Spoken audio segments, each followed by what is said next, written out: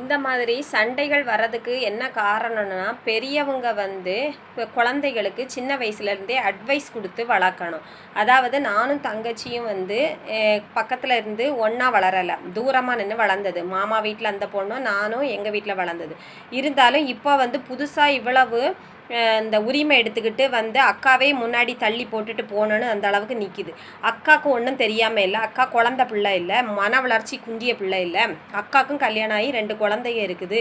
அக்காவுக்கு வந்து தெரியலைன்னா நான் சொல்லி புரிய வைப்பேன், இல்லைனா 4 பேர்த்திட்ட கேட்டு நாங்கள் சாஸ்திரங்கள் பண்ணிக்கிடுவோம்னு சொல்லி அந்த பொண்ணுக்கு வந்து அட்வைஸ் கொடுக்கணும். தாயானவ தகப்பே சரியில்லாட்டாலும் சொன்னாதான் அந்த பொண்ணுக்கு கொஞ்சமாவது புரியும்.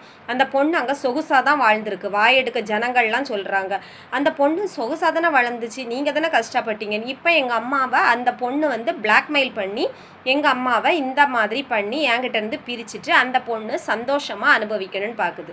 ஆனால் இது